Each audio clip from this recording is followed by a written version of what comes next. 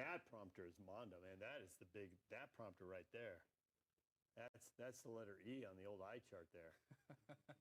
You can't read that one. You're really in trouble. Yeah, I was looking at this one. Actually, I can handle this one over here. It's fine. What does that letter say?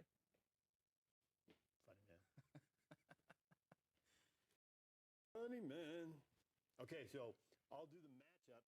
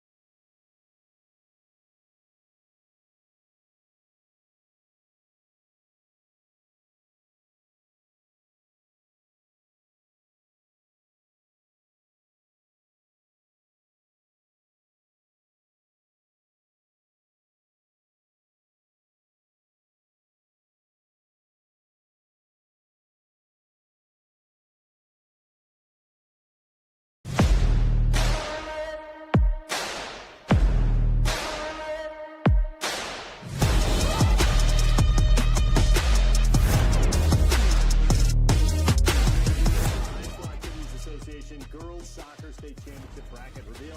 I'm David James, along with the captain, Alex Annapolis, join us. Alex, we're going to have champions crowned in 5 classifications here in the next few weeks. The 3A bracket is going to be revealed Saturday after they complete all of the regular season. We're going to have all the other brackets for you right now, and we're going to start by taking a look at the top seeds in each classification. In Class 6A, the defending champions, the Lone Peak Knights, are the number 1 seed. They are the Region 3 champs, 15-1-1, 8-0 in region play, Alex. You got them as the heavy favorites here? Favorites to win 6A by far. I love what Chantal Jolly has done with this Lone Peak side. Her ability to replace talent. Kate Denny left, Bella Devi left, Sam Sellers left, but you still have heavy hitters coming into this team, and they're a very competitive team. Lone Peak is by far the favorite in 6A. In Class 5A, Kearns is the top seed. Region 4 co-champs, 12-2. I've known Genesee Robinson for a really, really long time, and I'm super happy for her and what she's been able to do with that program. The number 1 seed for Kearns is a phenomenal accomplishment for that whole team involved. A young team, too, might I add. In Class 4A, the number 1 seed goes to the Ridgeline Riverhawks. State quarterfinalists last year. Region 11 co-champs this year. They are 14-3. They went to a region play with 11-3 mark. Cache Valley Soccer always delivers.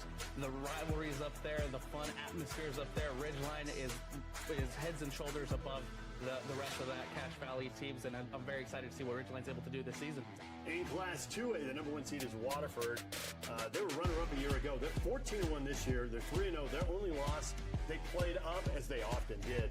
They played east. Now, actually, if you look at the standings, they're 8th in the 2A North, but that's because they didn't earn any points because they rarely played the 2A North. They were busy playing higher classifications and winning some of those games handily.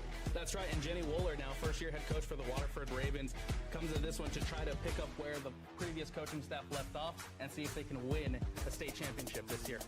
All right, let's go through the brackets now. Let's start with Class 6A. There are 18 schools, so there'll be first-round games on Thursday, October 9th. There's actually a couple of them. The 16th-seeded Bingham Miners are going to face 17th-seeded Westlake. These teams with identical records, 6-12 overall, 4-10, tied for 6th in Region 2. They met twice, and Westlake actually swept them 3-1 and 1-0. First-year head coach Josh Maxfield. It's a transition year for the Miners, coming in at 16-12 overall. But third-year head coach Jeremy Alvarez is going to have his strong senior class ready for this Bingham Miners side. The other playing game here in the opening round is number 15, the Cedar Valley, and they will play the 18th seed Salt Lake Academy Griffins. Cedar won the first game 3-2. Second one actually was a 1-1 draw. and ended up going to penalties, and Cedar won at PK scored 3. Another young team in the Cedar Valley Aviators, top contributors were returning sophomores coming back from last season, and then the Salt Lake Academy Griffins 1-16 on the season. They returned a ton of talent from last season, but let's see if they're able to take a step here and knock off Cedar Valley in the play-in game. All right, the tournament will get started in earnest with the round of 16 games played on Tuesday, October 14th. The Lone Peak Knights, defending state champs, Region 3 champs, they are the big dog here. But as you look at the bracket, who awaits them? Well, they will get either the winner of the Bingham Westlake game, right? Yes. And what do you think of that matchup? Well, again, when it comes to either one, whether it's Westlake or Bingham, they have a tall task because, as we were talking about at the top of the broadcast, replacing Kate Denny, Bella Devi, Sam Sellers, and that core of seniors that they had last season that went back-to-back state championships with Lone Peak Knights, it's a very tough senior class to replace. However, Eliza Collins, 4-year starter, committed to TCU, holds a clean record for clean sheets in the state of Utah. That defense is no joke. Assuming there are no upsets in the quarterfinals, Lone Peak would face either Harriman, the number 9 seed, or Copper Hills, the number 8 seed. Copper Hills, state quarterfinalists last year. They tied for second in Region 2 and split 2 games. Both these teams went 11-3 in Region. Copper Hills is 13-5 overall. Harriman's 12-6. For Copper Hills, a year ago, they were the second best defense in 6A, but this year they're conceding 1.72 goals per game. They've taken a step back defensively, however, a very high-scoring team. For the Mustangs, they won their last 11 games of the season. They're coming into this state tournament with a lot of momentum. Excited to see what the Mustangs can bring. Harriman and Copper Hills split 2 games head-to-head. Harriman won 1-0. Copper Hills won 2-0. Here's a Region 2 matchup. Number 13, Riverton, is going to face 4th-seeded Mountain Ridge, who was a state semifinalist a year ago. Mountain Ridge 14-4, 13-1, Region 2 champs. Riverton finished 4th. They were 10-8 and 8-6 in their region.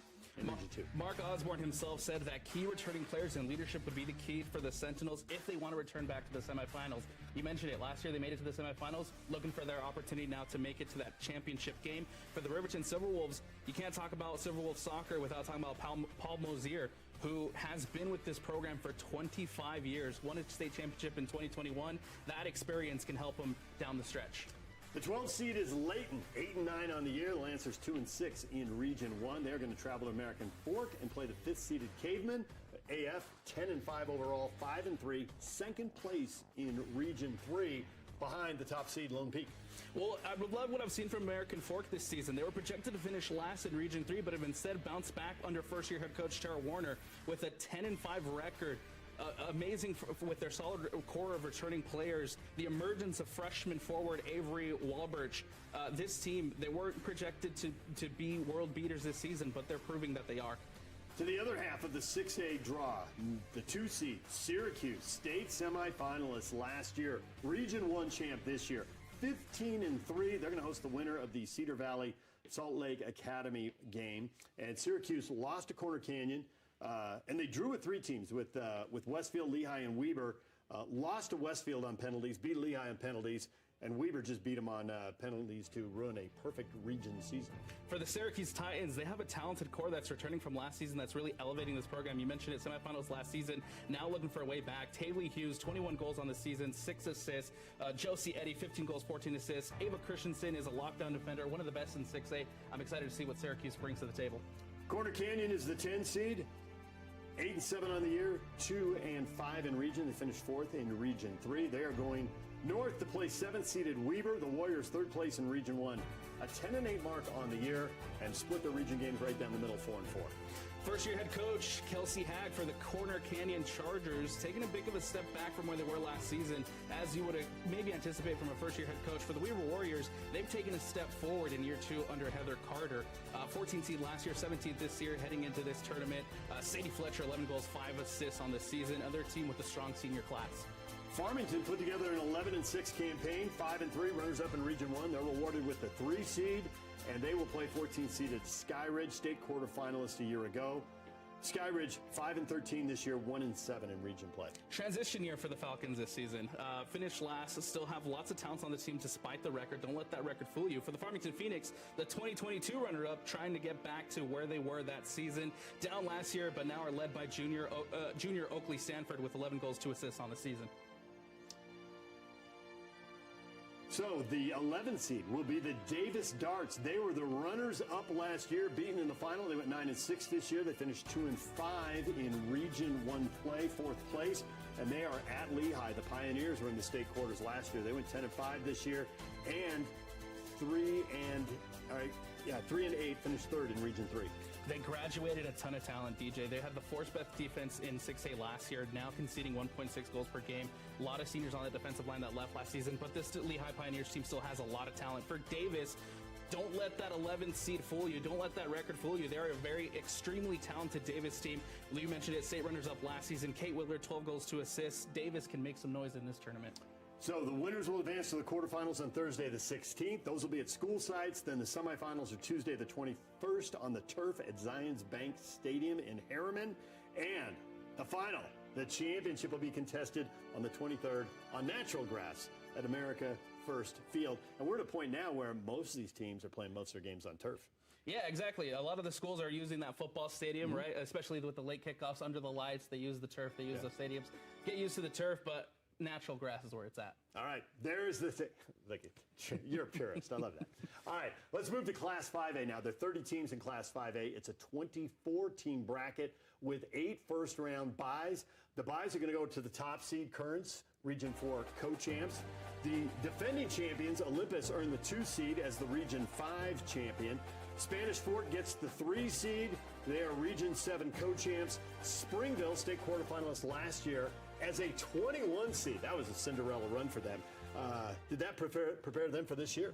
Absolutely, right? When you have a run like that, it gives you experience, especially when you return a lot of that core, a lot of that group. When they come back for another season, they have that experience. They'll take that with them into this tournament. You see, Timpview is the 5 seed. They're the Region 7 co-champs. Hillcrest, the 6th seed, the Region 4 co-champs. Westfield, second-year school, won the first tournament game last year. They get a bye. They're the 7th seed. And Bountiful, in the state semis a year ago, the 8th seed. The thing, I think I just used the phrase co-champs a lot, so I'm sensing a lot of parity. You expect a wild tournament here, a lot of parity. When it comes to 5A, there is a lot of parity, right? Any team can beat any team any given day. You look at the first round byes. Spanish Fork was a team that was projected to be on the lower side of the bracket. However, they've pushed above their weight. They've had a phenomenal season. The same thing can be said about Springville. The same thing can be said about Hillcrest, Westfield. These are teams that didn't necessarily have the biggest projections or the biggest expectations coming into the season, but they've done well. All right, first round games are Thursday, October 9th. The first 3 rounds are on campus, semis and finals in Harriman and at America First Field in Sandy, as with the 6A. The 16 seed, Cypress, finished 6th in Region 5, 6 and 7 on the year. They're going to host 17th seeded West, who was 3rd in Region 5. These two teams split the regular season games. Pirates won 4-2, Panthers won 1-0. Massive improvement for the Panthers in year 2 under Coach Cheng. They were 4-14 last season, up to 9-8 this season. I love the development that we've seen from the West Panthers. For the Cypress Pirates, they graduated some important talent from that 14-5 season last season. Maybe a little bit of a transition year for the Cypress Pirates.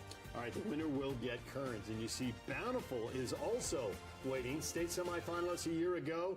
10-5, 10-2 in Region 6. They get the winner of number 13 seeded Clearfield and number 20 seeded Taylorsville. Clearfield was in the state quarters a year ago, and they are the Region 5 tri-champs. Back to that whole parity thing. 9-7 and 9-3 in region.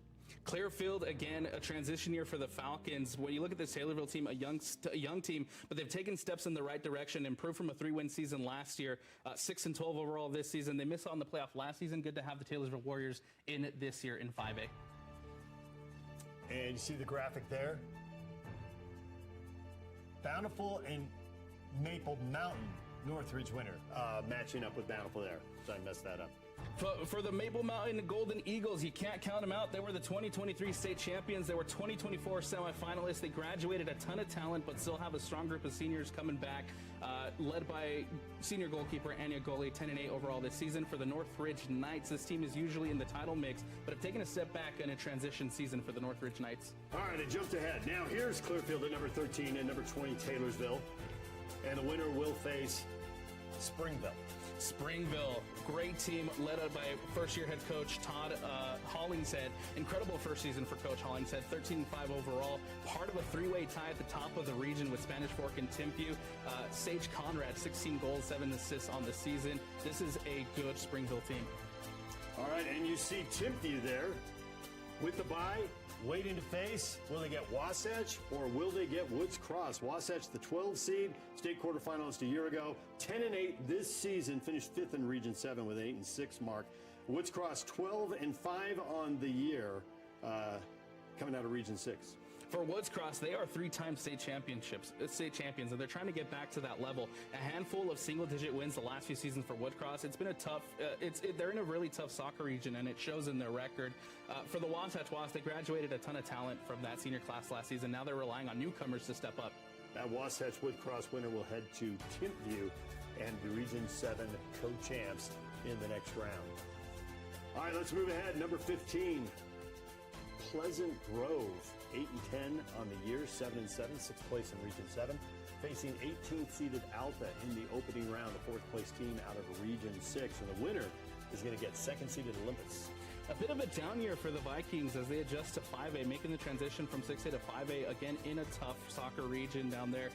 For Alta, a talented roster, but also stuck in a very tough soccer region down there in Region 6. Candace Bedinson, 6 goals, 2 assists for the Alta Hawks. For the Titans, the defending champions, they return a handful of crucial players from last season from that title run. Very excited to see what the Olympic Titans can do, but who replaces Hope Munson is my big question for the Titans heading into this tournament. All right, the 10 seed Brighton Bengals, state runners up a year ago, lost to Olympus on penalties. They finished 3rd in Region 6. They're 11-5 on the year, and they're facing the 23rd seeded Viewmont Vikings, who tied for 5th in Region 6. Brighton swept the region games. First one was a scoreless draw. They won on penalties 6-5, and then a rematch, they won 2-1. For Brighton, they graduated a handful of key contributors from that runner-up team from last season, but they still have a large group of experienced seniors coming back. Sophomore Savannah Zenger, 4 goals, 6 assists. Kate Wood, the senior, 5 goals and 7 assists on the season for the Bengals. For Viewmont Vikings, new coach, new region, no problem. They get added to a tough region, but they're putting up some good performances. Lost both previous matchups to Brighton, as you mentioned, so we'll see what they're able to do in this tournament. All right, Brighton and Viewmont, the winner, will go play the 7th seed Westfield, who is the Region 5 tri-champs in just their 2nd year. Moving on to the bracket, the number 14 seed Bonneville. 8-4, 4th place in Region 5, but just 1 game behind those tri-champions. They were right in the mix, and they're going to face 19th seeded Fremont, and the winner will get a trip to Spanish Fort to face the 3rd seeded Dons, who are the Region 7 co-champs. For the Dons, 2nd-year head coach Robert Hunt putting up a massive season with the Dons. They were projected to finish 6th place after their 6-11 season last year. Instead, finished 13-5. They're one of those teams that are up in that 3-way tie for Region 7. Harry Roberts Hunt has his team rolling into the tournament. All right, the 11th seed, the Box Elder Bees, Region 5 tri-champions, 11-5 overall, 9-3 in region play, going to face the 22nd seeded West Jordan Jaguars, and the winner of that faces Hillcrest, the number 6 seed, Region 4 co-champs. For the West Jordan Jaguars, a good step in the right direction. After missing on the playoffs last season, good to have them back into the bracket. For the Box Elder Bees, they had a luxury of graduating only 3 seniors in the offseason. They return a large majority of a team that won 6 games last season. Expect a big jump in results this season. They've been able to put that together. We'll see what they're able to do in this tournament. All right, 2nd round games are Tuesday the 14th. Quarterfinals are Thursday the 16th. Those games are at school sites. The semis are Tuesday the 21st on the turf at Zions Bank Stadium, and the final is Thursday the 23rd at America First Field. All right, there's the Class 5A bracket. Now moving to Class 4A, 29 teams, 24 qualify for the state. Let's take a look at the first round buys. The top seed, Ridgeline, state quarterfinalists last year, Region 11 co-champs. The number 2 seed, Green Canyon Wolves, state semifinalists a year ago, Region 11 co-champs. Number 3 seed, Snow Canyon, state semifinalists last year, Region 9 champions this year. And Mountain Crest, defending state champs, 3rd in Region 11. Didn't play winless Deseret Peak. If they had, that might have bounced them up to the top spot. Now, those are the top 4, so they're seeded not only to get a bye and host in the 2nd round, but if they win in advance, they'll be hosting quarterfinal games. Absolutely, and you look at this, you look at Ridgeline, you look at Green Canyon, you look at Mount Crest, Cache Valley Soccer. It's so fun. The Ridgeline and Green Canyon, that rivalry is amazing. Chloe Sadler leading this Green Canyon side. Excited to see what Cache Valley Soccer is able to bring to this tournament. 5th seed, Park City, state quarterfinalists last year, Region 10 champs this year, 15-3, 14-0. They started 0-3, losing to Desert Hills, Wasatch, Lone Peak, obviously playing up. Now they've got a 15-game win streak, which is the longest active streak in the state. Crimson Hills is 6th seed. They are the state quarterfinalists from a year ago. Desert Hills 7th, and Stansbury gets the 8th seed, and they get first-round buys and second-round home games. Love what I've seen from Park City, too. A couple years ago, they made it to the championship game, ended up losing to Green Canyon in that one. Chloe Sadler, as a freshman, able to put the Green Canyon team on her back. Excited to see what Park City is able to do as they bounce back, trying to make their way back to the championship game. All right, let's go to the bracket here. Top-seeded Ridgeline, Class 4A. They're into the second round. They await the winner of the 16-seed Timpanogos. State runners-up last year, 8-7 this season. Against number 17, Hurricane. Robin Bredsing, 8th year as the leader of this Timpanogos side, graduated a ton of talent, but have faith in their returning core. You mentioned it, state runners up last season. Madison Cyril, a big part of that team, coming back this season, putting up 10 goals for the Timpanogos Timberwolves. Mountain View almost got a bye. They are the 9 seed. They were in the state quarters last year. They are the Region 8 champs. They are 13-3. They are hosting Bear River in the opening round. Bear River, the 24 seed, squeaks in with a 4-14 mark, and the winner will go to Stansbury to play the 8th seed. When I look at this Mountain View team, I look at players like Callie Willis and Eden Peterson to step up. Those two forwards for this Mountain View side have been phenomenal all season long, and we'll see what they're able to bring to this 4A tournament. Stansbury getting that seed with 13-5 mark, but they played 4 games for the 2 top teams. So that'll help your RPI. Absolutely will. Stansbury, for a while there, they were one of the better teams here in 4A. They've kind of had a couple down years. Now we'll see if they're able to make it back to a championship game. 13th seed, Skyview, is going to play the 20 seed Dixie in the opening round. The winner gets a trip to face 4th seeded Mountain Crest. Back to your point about Cache Valley soccer. Now I want to switch it over to St. George soccer, though, and you mentioned Dixie, and there's a lot of great soccer being played, too, down there in St. George. Last season, this Dixie side eliminated in the first round by Cedar, a young team in Dixie, and in a very tough soccer region. St. George soccer is also very, very good. The number 12 seed is Jordan, 14-4, 10-2 in region, tied for second in Region 10. They're going to face 21st seeded Tooele, 5-12 mark on the year, 3-11 region campaign. They tied for sixth in Region 11. And the winner will go to the Wasatch back to play Park City. Again, Park City, love what they're putting up there in Park City. Love what they're building, and we'll see what Anthony DeChico and his side are able to do this season in the tournament. Cedar is a 15 seed. 8-8 on the year. They're hosting the 18th seeded Provo Bulldogs, who had a 7-8 campaign. Both teams finishing in 4th place in their respective regions, and the winner will face the 2 seed Olympus, the defending state champs. For Green Canyon, the number 2 seed, Green Canyon's coming in again. My bad. You're good. Green Canyon's coming in. Cache Valley, again, undefeated. Chloe Sadler leading that team now as a junior. One of the top goal scorers in the state. Excited to see what Chloe Sadler is able to do with Green Canyon. All right, and moving on through the bracket. Desert Hills getting a bye, waiting for the winner of the East Orem game. East tied for second in Region 10, 14-4. Orem, 3-11, finished 5th in Region 11. Javier Viana and that East Leopards team, his 8th year coaching them, eliminated by Wasatch last season. A young, talented squad. They're looking to grow and develop as they navigate their way in this new region. All right, winner moving on to face Desert Hills. To the next quadrant of the bracket, Snow Canyon getting that first round bye. They will play the winner of the 14th seed Judge Memorial. 11-5 on the year, 9-5 in region play, and 19th seeded Highland. That is probably the shortest bus trip of all the first round matches. Emily Garcia, 3rd-year head coach. Last season, this was a team that went 16-1, but were eliminated in the semifinals. Now they're preparing with a new class, with a new region. They're trying to make it back to that championship game and get their hands on another state championship trophy. 6-seeded Crimson Cliffs waiting for the winner of number 11 Uinta and number 22 Juan Diego. Uinta 11-5 on the year, tied for second in Region 8.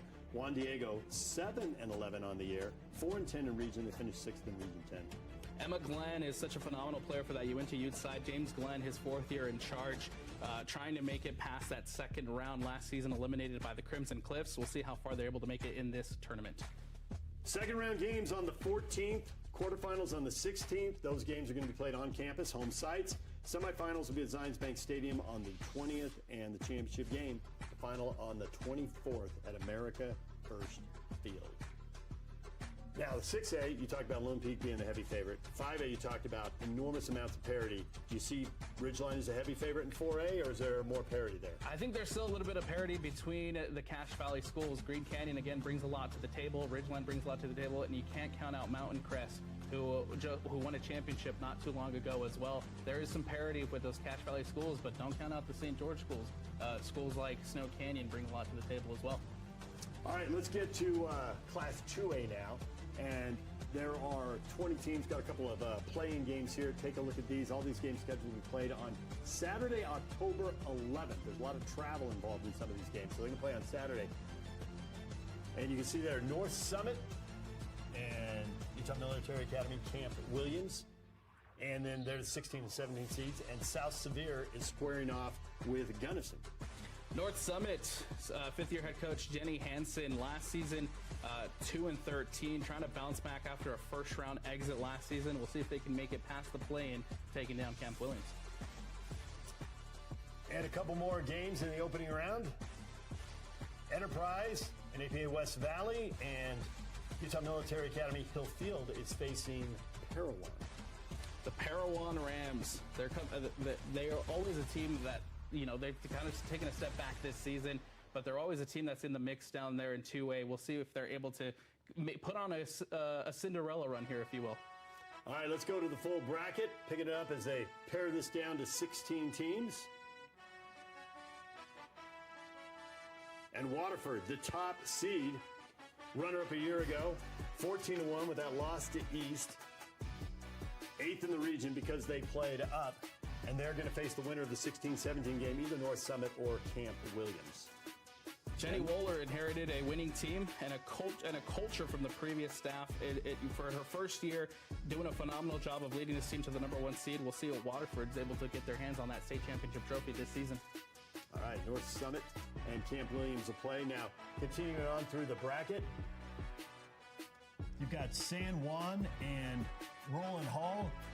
Winner will advance to face probably Metro Prep there, depending on what happens with but heavily favored against the winner of that playing game. Yeah, Kim Free, first-year head coach, trying to elevate this program back to where Roland was. They have some state championships under their belt. They're trying to get back to that game. Last season, eliminated in the semifinals. Have a good shot to make a deep run in the tournament this season as well. All right, moving on through the 2A bracket.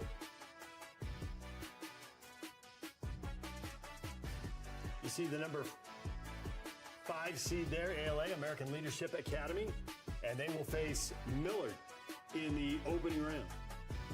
Love what I've seen from ALA this season. Again, a team that has some good wins in the tournament under their belt. We'll see if they're able to make a deep run and make it past that Millard side. They've got great records for an opening round matchup here, or for round of 16 matchup. American Leadership Academy 12-6, Millard 11-6. Millard was in state quarters a year ago. Second place in the 2A South. And you can see American Heritage, defending state champs, waiting. In all probability. The defending state champs, Eleanor Safford, her third year leading this team. She's done a phenomenal job. Gets a lot of returning talent back from that team that won a year ago in Kaylee Hall, Ainsley Suzzle, Brindley Hall, the goalkeeper. They're a bit younger than they were last season, but that experience that they took to the championship game and that core returning can give them another deep run. All right, and then you see Grand County, number 7 seed, state quarterfinalists last year. The 2A South champ, 13-4 record. They're going to face South Summit, who's put together a 7-9 campaign, 5-5 in region. They are the 10 seed. Laura Reed has done a phenomenal job. They graduated a ton of talent last season, and they came into this year with a lot of new young players, new upcoming players. Great support from the returning players that they did have, but Grand is one of those teams, one of those sleeper teams that can make some noise in this 2A tournament. And you've got the number 2 seed, St. Joseph, state semifinalists last year, 10-4 overall, 8-1 in region, 3rd in the 2A North. to get a bye, and they'll wait for either Enterprise or APA West. Yeah, the Jayhawks. Tom Evans, fourth-year head coach, last year's semifinalist. Sophia Evans, J.C. Coles, Ashley Fergus. There's a lot of really talented players on that team. There's a strong class of seniors that have returned from last season and have that experience, have that championship pedigree come to them. We'll see what the Jayhawks, and if the Jayhawks are able to make it to that championship game this year. All right, first round game Saturday, October 11th. The second round Wednesday, October 15th. The quarterfinals are on a Saturday, October 18th. Semis are Thursday, October 23rd at Zions Bank. And then the finals Saturday, October 25th at America First Field. Wide open? Competitive? In 2A, yes. In 2A, it's a little bit more open. I like Beaver, right? We didn't really talk about the Beaver Beavers, but they have one of the top goal scorers in the entire state. The Beaver Beavers can make some noise, but when it comes to the academies, when it comes to a team like American Heritage, when it comes to a team like the St. Joseph Jayhawks, right, there's a lot of talent there too. A lot of young talent as well. There are teams that can potentially make runs for even further down the line, right, in a couple years. So we'll see what 2A brings. A lot of one seeds won last year. A lot of one seeds. I think it was 4 out of 5. Yes, and there was a lot of 1, 2, 3, and 4 semifinalists. Yeah. And so we'll see if that trend continues this year. I think girls soccer, they need a Cinderella this season, right? They need someone to kind of break the brackets, make a deep run, maybe a 12th seed, maybe a 13th seed, maybe an 11th seed. Come on, a 21 seed. Absolutely. Go deep again. Absolutely. Go deep. All right, Alex, thanks for all your expertise here today. We appreciate it. Thanks for having me. I appreciate it. Yeah. It's fun coming here and revealing some of these brackets. All right, and keep an eye out for the playoff games and the finals, of course, streaming at KSLSports.com and on the KSL Sports app. Make sure you follow all the action. No paywall, so you can watch any of the semifinal or championship games. They can all be viewed for free. They're also available on the web, KSLSports.com. Thanks for joining us on a Bracket Reveal Show. The girls soccer state champions.